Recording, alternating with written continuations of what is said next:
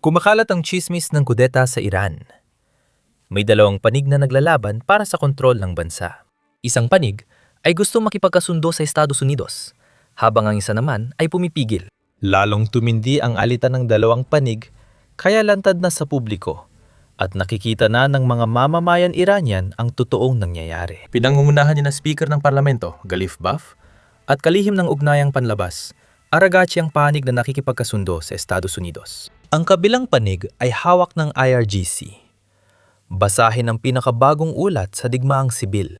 Lumala ang kontrobersya matapos ang isang social media account na konektado kay Said Zalisi, mahigpit na konserbatibo, matagal ng karibal ni Galif Baf at miyembro ng National Security Council ng Iran. Nag-post ang account na yon gamit ang hashtag na #CoupPlotters.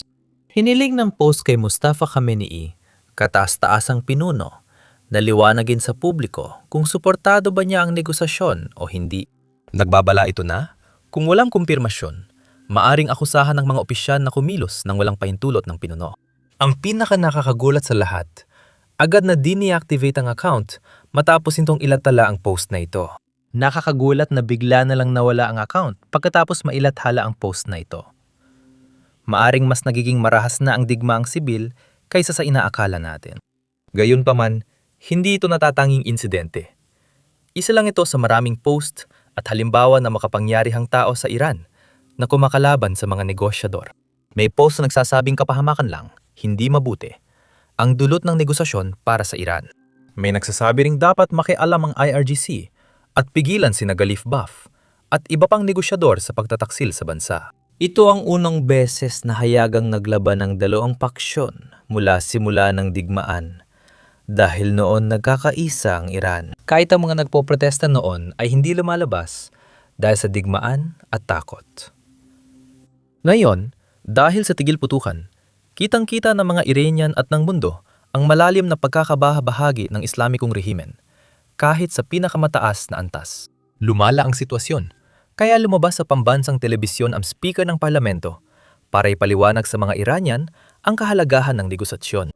Sabi niya, kahit na nanalo ang Iran sa digmaan, mas malakas pa rin ang militar ng Estados Unidos. Kaya niya ginagawa ito ngayon. Pakinggan ninyo. Halos 50 gabi nang nasa kalsada ang mga tao. Tungkol naman sa teknolohiya, nakapagpabagsak kami ng 100 at 70 hanggang 180 UAV. Wala kami nitong kakayahang depensibo noong nakaraang digmaan. Lahat ng ito ay na-develop sa nakalipas na 7 hanggang 8 buwan. Ang pagpapabagsak ng F-35 fighter jet ay hindi aksidente. Hindi ito nagkataon lang. Ito ay resulta ng mga pagsisikap at kakayahang na-develop sa iba't ibang larangan. Hindi ibig sabihin na mas malakas ang militar natin kaysa Estados Unidos. Malinaw na mas maraming pera, kagamitan, at kakayahan ang mga Amerikano kaysa sa atin. Mas marami ang meron sila kaysa sa meron tayo. Napansin ko na sinasabi ng ating mga kababayan na winasak na natin ang kalaban. Hindi pa natin sila natalo. At dapat nating malaman ito. At pagkatapos ay pinaliwanag pa niya sa panayam na ito na hindi bibitaw ang Iran sa kahit ano sa negosasyon na ayon ng kataas-taasang pinuno na isuko ng Iran. Sabi niya, hindi susuko ang Iran kahit ano pang sabihin ni Trump. Ipinaliwanag niyang ang negosasyon ay paraan lang ng pagpapatuloy ng laban. Parang larangan ng labanan ito kung saan matapang lumalaban ang Iran. Pakinggan ninyo. Dito nagsisimula ang proseso ng negosasyon. Sa sitwasyong ito, ang negosasyon ay isang anyo ng pakikipaglaban. Ang paraang ito ng laban ay kaagapay ng iba pang anyo. Hinihiling ko sa ating minamahal na mamamayan na magkaisa sa 3 larangan ng pakikipaglaban na sa katunayan ay bumubuo ng iisang larangan ng labanan. Itataas ang watawat ng tagumpay at formal, nakikilalanin ang mga nakamit ng ating mamamayan. Ay ang pagsisimula ng proseso. Makakaasa kayo, hindi kami gagawa ng anumang kompromiso tungkol dito. Ay nagsisimula ang proseso. Ang negosasyon ay isang paraan ng pakikipaglaban na umaagapay sa mga pagsisikap ng militar upang matiyak ang mga karapatan ng mga mamamayan sa lansangan at matupad ang mga kahilingan ng ating kagalang-galang na mamamayan. Dapat nilang malaman na masigasig naming isinusulong ang mga ito. Ngayon, nasa kalsada na ang ating mga kababayan. Lumalaban ang mga kababayan natin sa kalsada. Ang ating mga sandatahang lakas ay lumalaban sa larangang militar at ako, bilang isang sundalo, ay lumalaban sa larangan ng negosasyon. Ngayon, dito nagiging medyo interesante ang mga bagay dahil ang mga taong tutol sa negosasyon sa loob ng Iran nananawagan sila sa kataas-taasang pinuno na lumabas at sabihin sa publiko na sinusuportahan niya ang nangyayari sa negosasyon. Pero ang kataas-taasang pinuno ay hindi pa rin makita. Mahirap paniwalaan na nagpapagamot lang siya ng mahigit 45 araw. Baka ganun kalala ang mga pinsala. O baka patay na siya at nagkukunwari lang ang mga tao na andyan pa rin siya. Gayunpaman, sa publiko, lumalala ang labanan at lalo pang tumitindi ang tensyon sa likod ng mga eksena. Panoorin ang ulat na ito. Matindi ang batikos ng tagapagsalita ng Parlamento ng Iran sa mga tutol sa posibleng kasunduan sa US sa pagpupulong kasamang mga tagapayo. Si Galif Baf, namuno sa Iran team sa negosasyon sa Washington, ay inilarawan sina Said Zalili at isang mahigpit na mambabatas ng Iran bilang mga ekstremistang tauhang parang milisya na sisira sa Iran. Si Said ang unang nag-tweet tungkol sa mga nagbabalak ng kudeta na nabanggit natin sa simula ng video. Sabi ni Khalifa, ginagamit ng kampo ang pambansang telebisyon at pinapakilos ang mga taga-suportang hardline para palakasin ang pagtutol sa negosasyon at kasunduan sa Estados Unidos. Ipinahayag ni Khalifa ang pag-aalala sa posibilidad na matanggal siya bilang speaker at mapali si Foreign Minister Aragachi sa pwesto sa ganitong panahon. Paalala sa mga di nakakasubaybay. Nagsimula ito nang sabihin ni Foreign Minister Aragachi na bukas ang Strait of Hormuz. At pagkatapos ay sinabi ng IRGC na hindi totoo yan. At mula noon, ang IRGC Navy ay nagbo-broadcast ng mensahe sa lahat ng barko na nasa Persian Gulf na parang tinatawag na tanga si Aragachi at sinasabing hindi bukas ang Strait of Hormuz kahit ano pang sabihin ng isang tanga sa Twitter. Sa kabutihang palad, kahit may nangyayari, tuloy pa rin ang negosasyon. Nadidelay lang, hindi kinansela. Bago dyan, ikukwento ko muna ang tungkol sa barkong Iranian na kamakailan lang nasamsam ng US dahil sa dala nitong nakakagulat na bagay. Ayon sa mga source ng Reuters, ang Iranian flag container na Tuska na nasamsam nung linggo ay posibleng may dalang mga dual-use na gamit na pwedeng gamitin ng militar ng Iran. Dito mahalagang balikan ang nangyari noong 2011 nang unang patawan ng parusa ng Estados Unidos ang barkong ito. Pinatawan ng parusa ang barkong ito dahil pinaginala ang nadadala ito ng gamit para sa ballistic missile program ng Iran. Kaya malamang, sinusubukan ulit ng barko magdala ng parehas na bagay. Maaring ginagamit ng Iran ang tigil putukan para magkarga ng kahalintulad ng mga gamit kung sakaling mabigo ang negosasyon. Maaring ginagamit ng IRGC ang tigil putukan para magipon at tiyaking mabigo ang negosasyon.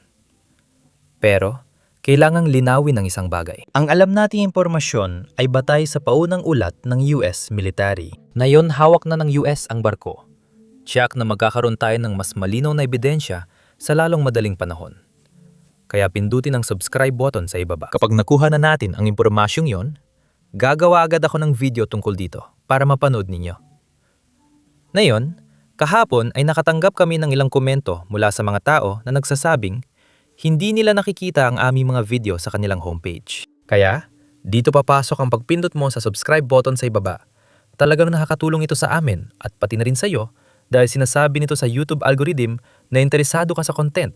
Kaya mas malamang na ipapakita nila ito sa iyo kapag may bago kaming update. Mayong umaga, nagbigay ang US Central Command ng bagong update. Pinadirekta na nila ang 27 barko na bumalik o mag-ikot pabalik sa pantalan sa Iran mula nang magsimula ang US blockade. Pakinggan ang clip na inilathala nila kaninang umaga. Ito ang barkong pandigma ng Estados Unidos na 115. Pumapasok kayo sa blokadan militar sa daungan ng Iran na ipinatutupad sa lahat ng sasakyang pandagat kahit anong bandila. Lahat ng sasakyang pandagat papasok o palabas ng daungan ng Iran ay maisa sa ilalim sa pagbisita at pagsisiyasat alinsunod sa pandaigdigang batas. Kung susubukan ninyong lumusot sa blokada, mapipilitan kaming gumamit ng puwersa upang ipatupad ang pagsunod.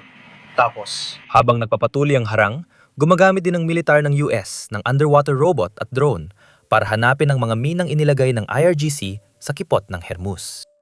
Narito ang karaniwang unmanned surface vessel, Isang RTX drone na humihila ng AQS-20 floating sonar system.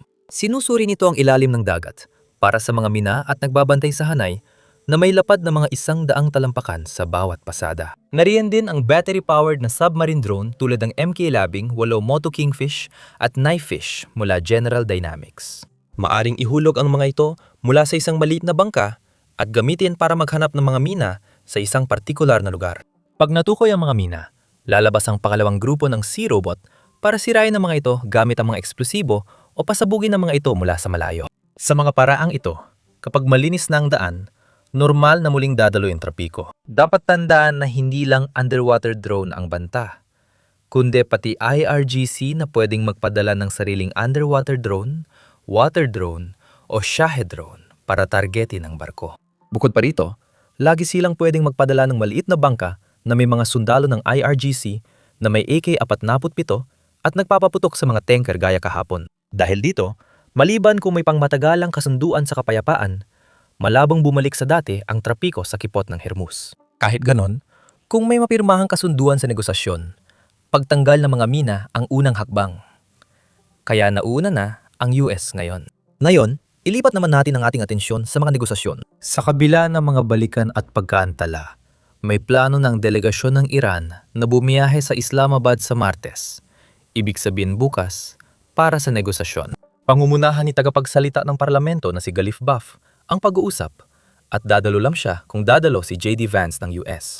Ngayon, sa kabutihang palad mula sa panig ng US, nakakatanggap tayo ng mga ulat na inaasahang aalis si VP J.D. Vance mula Washington bukas upang lumahok sa pinakabagong negosasyon sa Islamabad, Pakistan. Ngayon, dito nagkakaroon ng mahalagang papel ang timing dahil kung aalis siya bukas, aabutin ng humigit kumulang 16 na oras bago makarating sa Pakistan.